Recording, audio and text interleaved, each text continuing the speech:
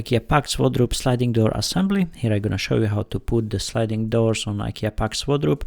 I'm gonna show you 2 different ways, and I'm gonna show you a few mistakes it can happen while you're doing this. This is a series of 3 parts, and I'm gonna take you from here to here in all 3 parts. First, part 1, I'm gonna show you how to join the PAX wardrobe frame together, how to adjust the frames correctly, then how to put the top and bottom rail on the wardrobe. Part 2, how to assemble the PAX wardrobe doors 2 different ways. One if you don't have enough space in the room, and the second gonna be when you have enough space in the room. And we're starting part 3 here. The covering panel on the IKEA PAX wardrobe that's gonna be attached to the PAX wardrobe frame on the left. In this case, you're gonna have 2 of these, one on one side, another one on another side. Just attach it with the 4 screws. This is a covering panel, so when the doors close, not gonna have any gaps there.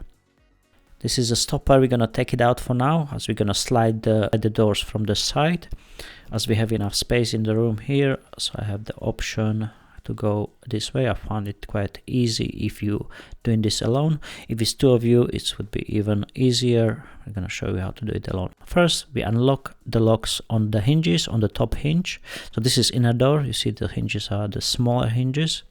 So just push the plastic down. That's unlock the lock. You're gonna be able to slide or to put the doors on the rail.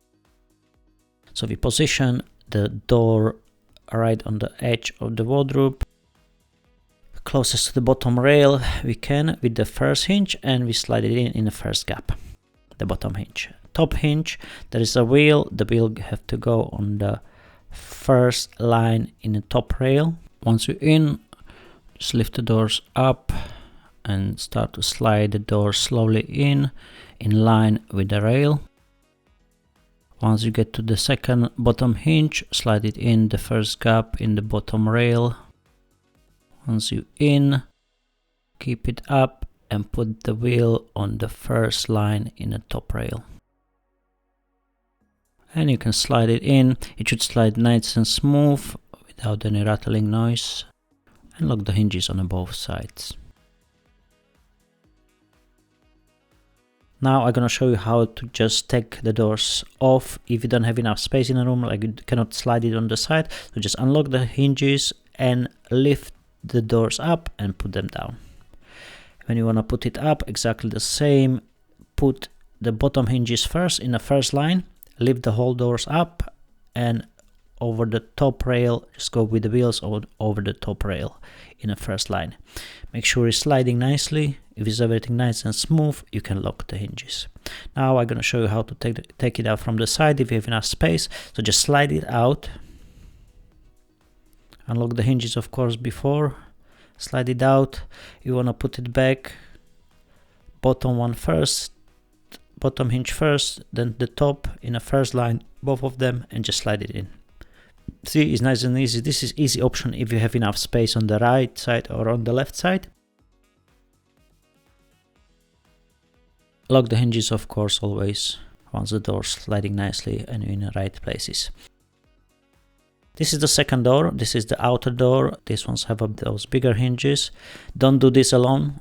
At any circumstances, the doors are heavy and you don't want to break it all or hurt your back. Unlock the hinges. Just twist the plastic out on both sides. And we're starting with the bottom hinge. So exactly the same, only we're gonna go in a second line in the bottom rail. You see, second line in the bottom rail, and the wheel gonna go over the second line in the top rail. So just lift it up and push it through the second line. Now, if we're happy with the first hinge in, we can lift the doors up and slide it more in. Once you reach the second bottom hinge, slide it in the second line of the bottom rail, and the top, the wheel going in the second line of the top rail. See, it's just sliding nicely in. The door should go nice and smooth. The gap between the doors should be equal all the way, and doors, they shouldn't touch each other at all. I'm gonna show you what's happened when you out of the bottom rail, how the door's gonna go a bit funny. In this case, we have everything done correctly, so we can check the top. I'm gonna show you here how it looks. You see the bigger outer door sliding in the second line and inner door in the first line. Nice equal gap between the doors, and we can lock the hinges. Just push the plastic towards the middle. Exactly the same here. It's gonna click and come in under the rail. See there, that's locking the door, preventing against the doors coming off the rail. You can slide them down from the side, but you cannot lift them up, so they cannot come off the rail unless you unlock it again. So when you want to take them out, unlock it first, take the doors off. Now I'm going to show you how to take them out if you forgot to unlock the hinges. So first one, I just slide it out, and you see I cannot take it out, so I forgot to unlock it, so I can unlock it now. And you can take the doors just off if you don't have enough space on the right side to push it on the side. See, I forgot this one, but we could slide it out. But if you want to just lift the doors up, you're not going to be able if you forgot to unlock the top hinge. We go back now. Just go to closest to the bottom rail with the bottom hinges is the second line, and lift it at the same time on both sides, and the top hinges just go over in a second line in a top rail. Now I see there is something wrong. What can happen? Don't go over the hinge, you don't have the stopper yet.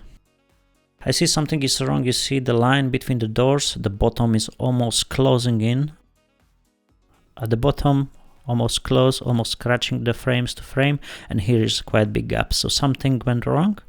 Need to check it out.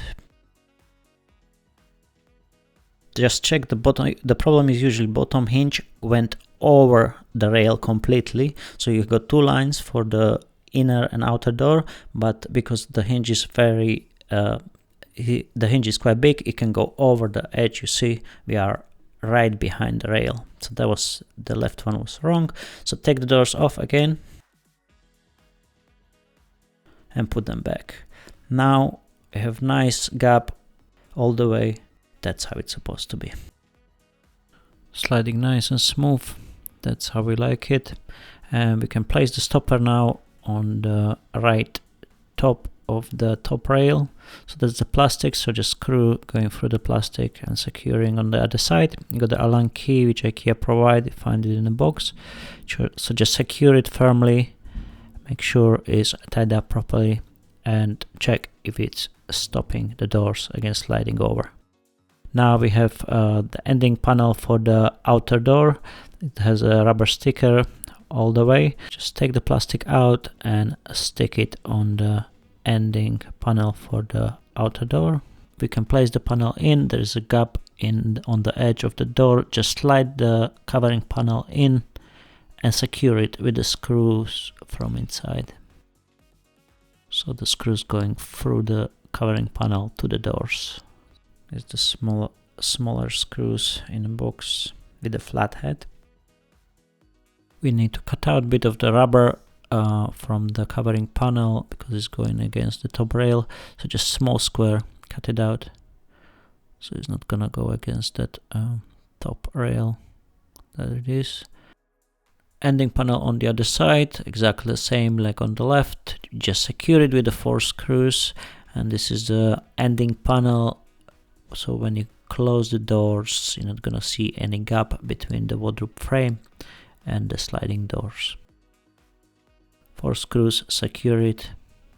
On the top there's gonna be another covering panel. It's just a plastic. Take the sticker out and stick it on the outer door. It's going just between the hinges. So try to go equal on the middle. Stick it on the outer door. This prevents the dust coming into the wardrobe from the top. There's quite a big gap between the outer door and the wardrobe frame. And this is it for part 3. Don't forget to check out part 1 and 2. It's gonna take you through the whole installation, and it will make this mission impossible possible. Thank you for watching. Have a fantastic day.